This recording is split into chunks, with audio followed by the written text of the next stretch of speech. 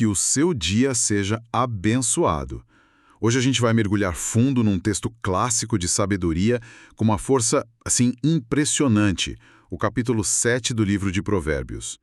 Para guiar nossa conversa, a gente está usando umas anotações e comentários de bíblias de estudo, como a Holman e a Nova Almeida Atualizada, que ajudam, sabe, a ir um pouco além da superfície do texto. E a nossa missão aqui é tentar decifrar o que essa narrativa, com suas metáforas tão vivas, quer nos dizer sobre tentação, sobre sedução e, no fim, sobre o peso das nossas escolhas. Qual é a lição atemporal que está escondida aqui? O capítulo já começa com uma intensidade que, nossa, chama atenção. É um pai falando com o filho, e o apelo dele é quase desesperado. Ele diz, logo nos primeiros versículos, «Filho meu, guarde as minhas palavras, observe os meus mandamentos e você viverá. Guarde a minha lei como a menina dos seus olhos». Essa expressão, né, menina dos seus olhos, é de uma intimidade tremenda. Por que usar uma imagem tão forte, tão pessoal? Olha que interessante. A escolha dessa metáfora não é nem um pouco por acaso. A menina dos seus olhos é a nossa pupila, e se a gente parar para pensar, a pupila é uma das partes mais valiosas e, ao mesmo tempo, frágeis do nosso corpo. A gente protege instintivamente, né? A gente pisca sem nem perceber, vira o rosto diante de um perigo. É uma reação, assim, de autopreservação. Ah, então não é só sobre algo que é precioso. É sobre algo que a gente protege de forma instintiva, quase sem pensar. A sabedoria deveria ser uma segunda natureza, é isso? Exatamente. A mensagem do pai não é aqui está um livro de regras, decore e obedeça. É muito mais profundo. Ele está dizendo, internalize esses ensinamentos de tal forma que eles se tornem parte de quem você é, um reflexo. Que a sua reação automática diante do perigo moral seja proteger sua integridade com o mesmo reflexo que você protege o seu olho. A sabedoria, então, não é uma jaula, mas um sistema de defesa pessoal, uma defesa contra o que o texto vai apresentar logo em seguida, a mulher estranha e suas palavras sedutoras. Faz todo sentido. Não é sobre medo da punição, é sobre entender que a sabedoria te protege. É quase como um sistema imunológico moral. E falando em perigo, a cena que ele descreve a seguir é de arrepiar. O pai muda de tom, ele sai do conselho direto e vira um narrador, quase um diretor de cinema mostrando um filme pra gente. Ele diz que está olhando da janela de casa. E o que ele vê é a materialização do perigo sobre o qual ele acabou de alertar. Ele descreve ali nos versículos 6 a 9 um jovem sem juízo. E o cenário, nossa, é fundamental. O jovem está perambulando pela rua, perto da esquina da casa da tal mulher. E o texto enfatiza o momento. No crepúsculo, à tarde do dia, na escuridão e trevas da noite. Essa construção da atmosfera é genial. Não é só de noite. É o crepúsculo, a transição, a perda da luz, que culmina na escuridão e trevas. É escuridão literal, claro, mas é impossível não pensar na escuridão da mente daquele jovem, né? Na falta de clareza, na ignorância do perigo que ele está se metendo. Perfeito. A escuridão externa reflete a escuridão interna. As notas de estudo que a gente está usando ressaltam que ele não está ali por acidente. Ele está passando pela rua junto à esquina dela. Ele está, assim, flertando com o perigo, se colocando deliberadamente numa posição de vulnerabilidade. Ele está literal e figurativamente no escuro. E isso torna o alvo ideal para a tentação, que, como a gente vai ver, não está esperando passivamente. Ela está caçando. Pois é, a caçadora entra em cena. E a descrição dela, nos versículos 10 a 12, é muito poderosa. O texto diz que surge uma mulher com traje de prostituta e astuto coração. Essa dualidade já diz tudo. O traje é a aparência, é o que se vê por fora.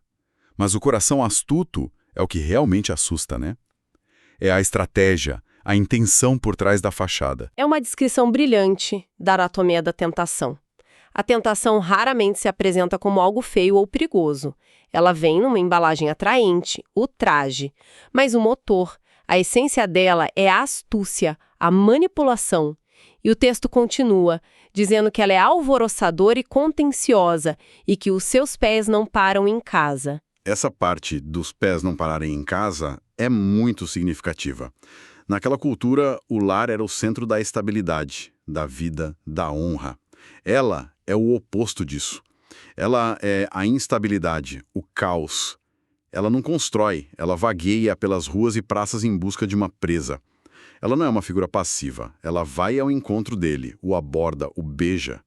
A iniciativa é toda dela. Exatamente. Ela personifica a antissabedoria. Enquanto a sabedoria constrói uma casa sólida, como diz em outro provérbio, a insensatez, personificada aqui, está na rua, desfazendo lares. E depois da abordagem física, vem a arma mais poderosa dela, o discurso. Nossa, o discurso dela é uma obra-prima de manipulação. Um roteiro de vendas impecável, que vai dos versículos 14 a 20. Vamos quebrar isso em partes. A primeira coisa que ela joga na mesa, de forma inacreditável, é a religião. Ela diz, eu tinha de oferecer sacrifícios pacíficos. Hoje paguei os meus votos. Que jogada é essa? É uma jogada de mestre. As notas de estudo explicam que as ofertas pacíficas eram um tipo de sacrifício que resultava numa refeição festiva. A família levava o animal, uma parte era queimada no altar, uma parte ia para os sacerdotes e uma grande parte voltava para a família para que eles fizessem um banquete, uma celebração, uma comunhão. Peraí. Então ela está pegando um ritual sagrado, que deveria ser uma festa de família, e distorcendo para justificar um encontro ilícito. A cara de pau é monumental. É exatamente isso, ela está criando uma aura de legitimidade e até de bênção para o pecado. É como se dissesse, veja, que sorte a sua. Eu acabei de cumprir minhas obrigações religiosas e agora tenho toda essa comida de festa em casa. O universo conspirou para o nosso encontro, é para ser.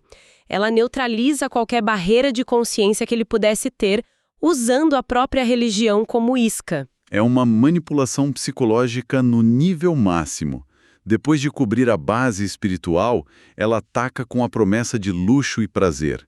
Já cobri a minha cama com cobertas de linho fino do Egito e ainda perfumou tudo com mirra, aloés e cinamomo. Ela não está oferecendo um encontro qualquer, está vendendo uma experiência sensorial, exótica, quase irresistível. Sim, ela está pintando um quadro.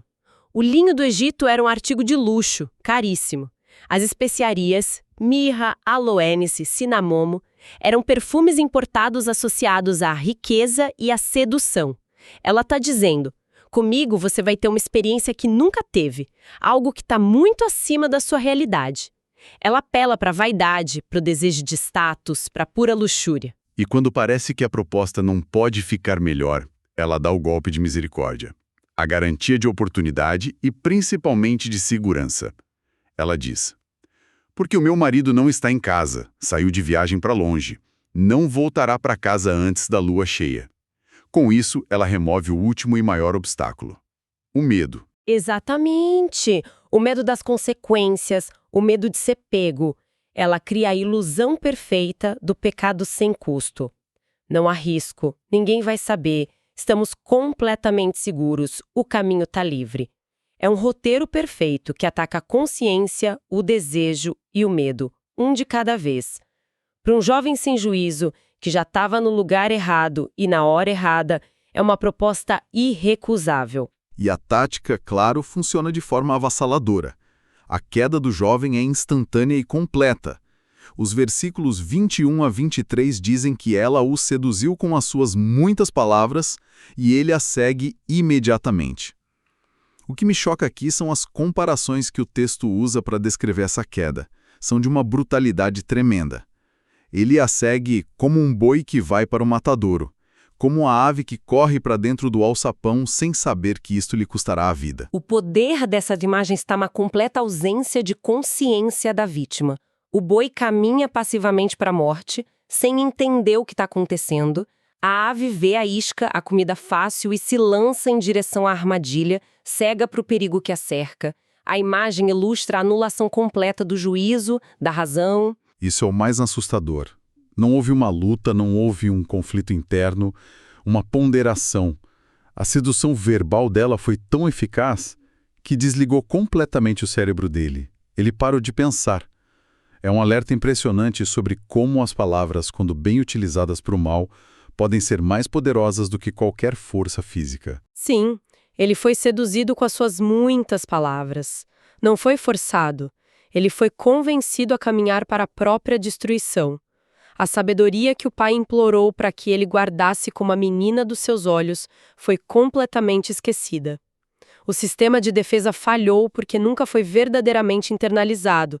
Ele foi arrastado pela correnteza das promessas dela, sem oferecer a menor resistência. E depois dessa cena trágica, o filme acaba e a gente volta para a voz do pai. Ele retoma a palavra e o tom dele agora é de urgência máxima.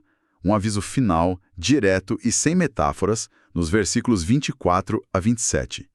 E a conclusão é sombria e definitiva. Não se desvie o seu coração para os caminhos dessa mulher, porque a muitos ela feriu e derrubou. A casa dela é o caminho do abismo e desce para as câmaras da morte. Nesse ponto da narrativa, a mulher transcende a figura literal de uma adúltera. Ela se torna a personificação de um caminho, de uma escolha de vida. Um caminho que, na superfície, parece atraente, cheio de luxo, prazer e segurança, que nem ela mesma descreveu. Mas o destino final desse caminho, o texto deixa claro, é a ruína total. As notas de estudo que temos aqui são enfáticas ao dizer que a casa dela leva ao Seol, a palavra hebraica para sepultura, o mundo dos mortos. Então a lição é muito mais ampla do que apenas um aviso contra o adultério. É sobre qualquer caminho, qualquer ideia, qualquer proposta que promete um atalho para a felicidade, mas que na verdade é uma armadilha mortal. Exatamente. E isso levanta uma questão inevitável. Quais seriam os equivalentes modernos dessa figura sedutora? Quem ou o que hoje nos oferece uma cama perfumada com a promessa de que não haverá consequências? Nossa, tantos exemplos vêm à mente. Talvez aqueles esquemas de fique rico rápido, que a gente vê online o tempo todo. A promessa é a mesma. Luxo, uma vida fácil, sem esforço. Usam uma linguagem sedutora, mostram uma vida perfeita e garantem que é um caminho seguro para o sucesso. Mas, na realidade, para a maioria, o fim é a ruína financeira e a desilusão. É um exemplo perfeito. A embalagem é moderna, digital, mas a estratégia, o coração astuto, é idêntica à da mulher de Provérbios 7. Outro exemplo poderiam ser certas ideologias, políticas ou sociais, que soam muito bem no discurso. Prometem um paraíso, um mundo perfeito, culpam um inimigo externo por todos os problemas e oferecem uma solução simples e sedutora. Mas a história já nos mostrou repetidas vezes que o caminho dessas ideologias totalizantes frequentemente leva à opressão, à violência, às câmaras da morte. Pois é. E podemos pensar também em coisas mais pessoais, como os vícios. O álcool, as drogas, a pornografia na internet. Todos se apresentam como uma fonte de prazer imediato, um escape dos problemas, uma promessa de satisfação. A propaganda é sempre de diversão e liberdade. Mas o caminho, para quem é capturado, invariavelmente desce para o abismo da dependência, da destruição de relacionamentos, da perda da própria vida. Sem dúvida. Todos esses são caminhos que se apresentam com um traje atraente, usam um discurso sedutor e prometem uma recompensa sem custo. Mas o destino final é sempre a perda, a destruição. O alerta de Provérbios 7 é atemporal justamente por isso. As formas da tentação mudam, mas sua natureza, sua estratégia, permanece a mesma. Recapitulando tudo que a gente conversou, então, o capítulo 7 de Provérbios é quase um curta-metragem que disseca a anatomia da tentação. A gente vê o alvo vulnerável, o jovem sem juízo, que se coloca no lugar errado. Vemos a sedutora calculista, com sua estratégia de marketing impecável. E, por fim, vemos as consequências devastadoras de uma escolha insensata. A mensagem que ecoa do começo ao fim é a importância vital de ter a sabedoria como um guia interno, como aquela menina dos olhos que a gente protege instintivamente para conseguir navegar num mundo cheio de armadilhas bem elaboradas. E como uma reflexão final, é interessante notar que o livro de Provérbios, em vários momentos, personifica tanto a sabedoria quanto a insensatez como duas figuras femininas. São duas vozes competindo pela atenção, principalmente dos mais jovens e inexperientes. A história do capítulo 7 é talvez o retrato mais detalhado e assustador da insensatez em ação.